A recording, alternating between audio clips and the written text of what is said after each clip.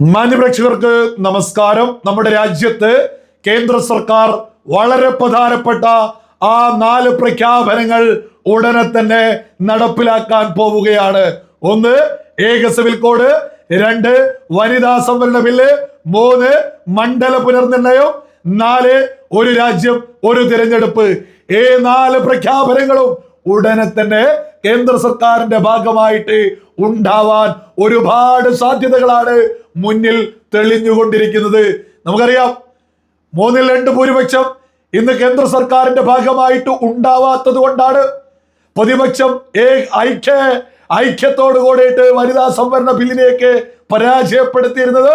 ആ പരാജയപ്പെടുത്തിയതിന്റെ ആഘോഷത്തിൽ പ്രതിപക്ഷം അങ്ങോട്ടും ഇങ്ങോട്ടും എന്തൊക്കെയോ പറഞ്ഞ് ഇനി ഞങ്ങളാണ് ഭരിക്കുക എന്ന പ്രതീതി പോലും സൃഷ്ടിച്ച് മുന്നോട്ട് പോകുമ്പോൾ ഭാരതീയ ജനതാ പാർട്ടിയുടെ ചാണക്യൻ അമിത്ഷാ കരുനീക്കങ്ങൾ തുടങ്ങിയിരുന്നു.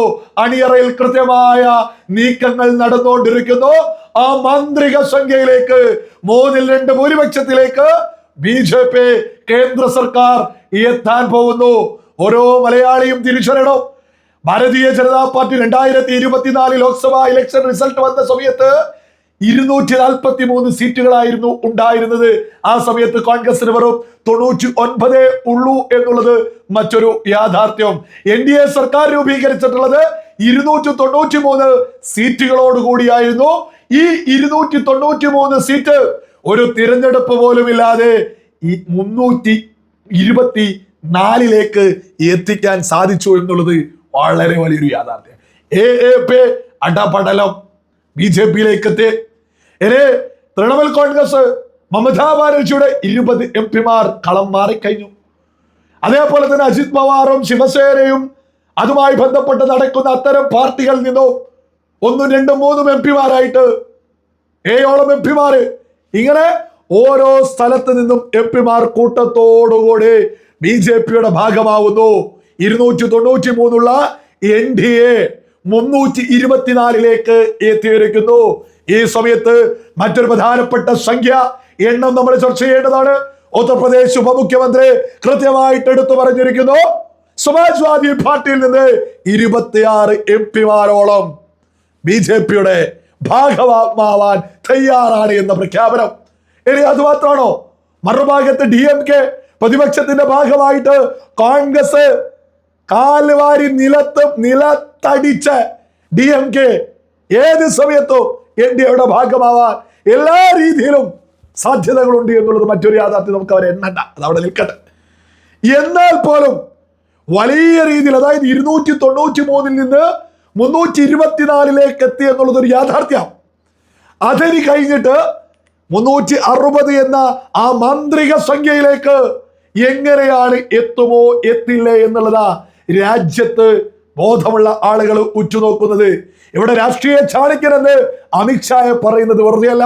ഇവിടെ ഇത് മാധ്യമങ്ങൾ കേൾക്കുമ്പോഴേക്കോ അവരെ ഇങ്ങോട്ടേക്ക് എത്തിച്ചു അങ്ങനെ ഇങ്ങനെയൊക്കെ പറയുന്നതിന് മുമ്പ് സ്വയം ബുദ്ധിയിൽ ഒന്ന് ചിന്തിച്ചാൽ മതി. തമിഴ്നാട്ടില് കോൺഗ്രസ് DMK-യുടെ ഒപ്പം നിന്ന് മത്സരിച്ച് മത്സരത്തിന് റിസൾട്ട് വന്ന് മണിക്കൂറുകൾ തികയുന്നതിന് മുമ്പ് ഈ കോൺഗ്രസ് എതിരാളിയായിരുന്ന TVK-യുടെ ഒപ്പം പോയി മന്ത്രിസ്ഥാനം പങ്കിട്ടത് മുസ്ലിം ലീഗ് പോയിട്ടുണ്ട്, ഇടതുപക്ഷം പോയിട്ടുണ്ട്.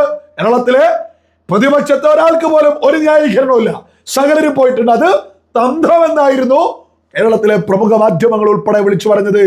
അങ്ങനെയെങ്കിൽ അതിനേക്കാൾ വലിയ തന്ത്രങ്ങൾ BJP-ക്ക് അറിയാമെന്നുള്ളതും പ്രതിപക്ഷ നിര കൃത്യമായിട്ട് അങ്ങ് തിരിച്ചറിഞ്ഞോളൂ. കൃത്യമായിട്ട് ഒരു തിരഞ്ഞെടുപ്പ് പോലും ഇല്ലാതെ AP അടപടലം ഇങ്ങെത്തി. അങ്ങനെ ഓരോ പാർട്ടിയിൽ നിന്നും ആളുകൾ വരുന്നത്, ആരെങ്കിലും വരുമ്പോ BJP-ക്ക് വരണ്ട എന്ന് പറയാൻ സാധിക്കും. ഇതൊരു ജനാധിപത്യ രാജ്യമില്ലേ? നമ്മൾ ജനാധിപത്യപരമായിട്ടുള്ള എല്ലാ സ്വാതന്ത്ര്യവും ഏത് MP-മാരാണെങ്കിലും നമ്മൾ കൊടുക്കേണ്ടേ? ആ ജനാധിപത്യ സ്വാതന്ത്ര്യം കൊടുത്തുകൊണ്ട് BJP ഇവരൊക്കെ അങ്ങ് സ്വീകരിക്കുന്നു എന്ന് നമ്മുടെ കേരളത്തിലെ പ്രമുഖ മാധ്യമങ്ങൾ അങ്ങ് മനസ്സിലാക്കിയാൽ മതി. പിന്നെ 2024 കൃത്യമായിട്ട് കണക്ക് കേരളത്തിലെ ഓരോ BJP-കാരനും കേരളത്തിലെ പ്രമുഖ മാധ്യമങ്ങളോട് ചോദിക്കേണ്ടതാ. ഇവിടെ 2024 ലോക്സഭാ ഇലക്ഷൻ റിസൾട്ട് വന്ന സമയത്ത് എന്തായിരുന്നു പുകല്? 99 കോൺഗ്രസ് രാജ്യം ഭരിക്കുമെന്ന രീതിയിൽ എന്തുമാതിരി പ്രചരണം നടത്തി. 240, അതായത് കോൺഗ്രസിനേക്കാൾ ഡബിൾ കിട്ടിയ BJP പരാജയപ്പെട്ടു എന്ന രീതിയിൽ നരേന്ദ്രമോദി സത്യപ്രതിജ്ഞ ചെയ്യുന്നതിന്റെ തൊട്ട് തലേ ദിവസം വരെ ഇവിടെ എന്തൊക്കെയായിരുന്നു ബഹളം. അരുൺകുമാർ, സ്മൃതി പരുത്തിക്കാട്, ഈ പറയുന്ന ഓരോ ചാനലുകളും, ഞാൻ എടുത്തെടുത്ത് പേര് പറയാൻ കഴിയൂല, അത്രയും ആളുകൾ, നമ്മുടെ കേരളത്തിലെ സകല പ്രമുഖ മാധ്യമങ്ങളും, ഉണ്ണിബാലകൃഷ്ണൻ ഉൾപ്പെടെ സകലരും, ഈ പറയുന്ന ആഷിമി താജ് ഇബ്രാഹിം, ഇങ്ങനെ തുടങ്ങിയിട്ട് സകലരും ഒരേ സ്വരത്തിൽ ഒറ്റക്കെട്ടായിട്ട് പറഞ്ഞത് കോൺഗ്രസ് ജയിച്ചതുപോലെയായിരുന്നു. 99 സീറ്റ് കിട്ടിയ അവർ ജയിച്ചതുപോലെ. ഇനി സത്യപ്രതിജ്ഞ ചെയ്തതിന് ശേഷം എന്താ പറഞ്ഞത്? ഉപപ്രധാനമന്ത്രിയായിട്ട് ബീഹാറിലെ നിതീഷ് കുമാർ വരും. അതേപോലെ തന്നെ അങ്ങനെ എന്തൊക്കെയായിരുന്നു വിളിച്ചു പറഞ്ഞിട്ടുണ്ടായിരുന്നത്. എന്തൊക്കെ വിളിച്ചു പറഞ്ഞു ഇവർ. ഓരോ ആളുകളെ ഇവര് ധനകാര്യമന്ത്രിയാക്കുന്നു, ആഭ്യന്തരമന്ത്രിയാക്കുന്നു.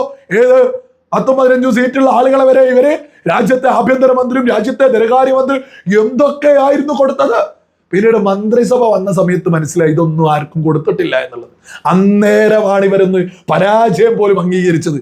നമ്മുടെ കേരളത്തിലെ ലോക്സഭാ ഇലക്ഷൻ റിസൾട്ട് വന്ന സമയത്ത് ഈ പ്രതിപക്ഷം പരാജയപ്പെട്ടു എന്ന് പറഞ്ഞ് മനസ്സിലാക്കാനൊക്കെ നമ്മൾ എന്തുമാതിരി വലിയ വീഡിയോകൾ ചെയ്തു എന്നറിയോ. എന്നിട്ടും ഇവർ അംഗീകരിക്കുന്നില്ല. സത്യപ്രതിജ്ഞ വെച്ച് വരെ നമ്മൾ വീഡിയോ ചെയ്തിട്ടുണ്ട്. എന്നിട്ടും അത് കഴിഞ്ഞ് വന്നത് വെറും 3 മാസം നരേന്ദ്രമോദി അങ്ങ് രാജിവെക്കേണ്ടി വരുമെന്നൊക്കെ വിളിച്ചു പറഞ്ഞ മാധ്യമങ്ങൾ നമ്മുടെ കേരളത്തിലുണ്ട്. അവരൊക്കെ ഇപ്പോ എന്തോ പറയുന്നു.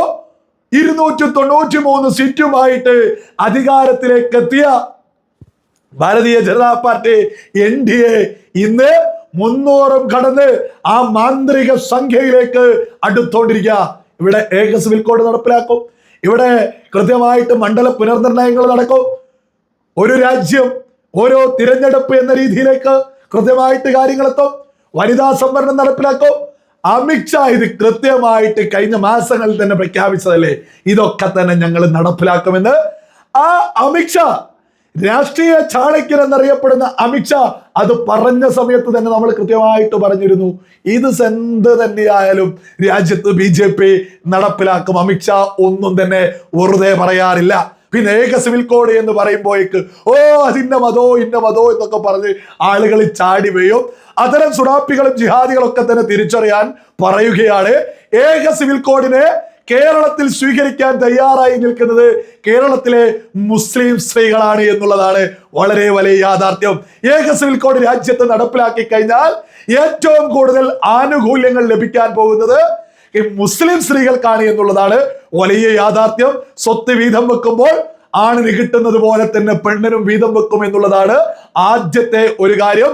രണ്ടാമത്തത്, ഓരോ ആളുകൾക്ക്, അതായത് മതത്തിന്റെ പേരിൽ 2, 3, 4 പെണ്ണ് കെട്ടുക എന്നുള്ള ആനുകൂല്യവും രാജ്യത്ത് നിർത്തലാവും. അത് മുസ്ലിം സ്ത്രീകൾ, വിവേകമുള്ള മുസ്ലിം സ്ത്രീകൾ ഇരുകൈയും നീട്ടി സ്വീകരിക്കും എന്നുള്ളതാണ് വലിയ യാഥാർത്ഥ്യം. ഏക സിവിൽ കോഡ് രാജ്യത്ത് നടപ്പിലാക്കണമെന്ന് ആദ്യം ആഗ്രഹിക്കുന്നതിൽ രാജ്യത്തെ മുസ്ലിം സ്ത്രീകളുണ്ട് എന്നുള്ളത് വളരെ വലിയൊരു യാഥാർത്ഥ്യമാണ്. എന്ത് തന്നെയായാലും ഇതൊക്കെ നമ്മുടെ കേരളത്തിലെ പ്രമുഖ മാധ്യമങ്ങൾ, കോൺഗ്രസുകാരെക്കാൾ അപ്പുറം നിന്നായിരുന്നു പ്രമുഖ മാധ്യമങ്ങൾ 3 മാസം, ഏറിപ്പോയാൽ 6 മാസം കൊണ്ട് തകരും മോദി സർക്കാർ എന്നൊക്കെ 2024 ഇലക്ഷൻ റിസൾട്ട് വന്നതിന് ശേഷം വിളിച്ചു പറഞ്ഞ ആളുകളൊക്കെ ഇപ്പോ എന്തോ പറയുന്നു, 3-2 ഭൂരിപക്ഷത്തിലേക്ക് BJP അടുത്തോണ്ടിരിക്കുന്നു. ഇതൊക്കെ മോദി വിരുദ്ധ ചേരി എങ്ങനെയാണ് സഹിക്കുക?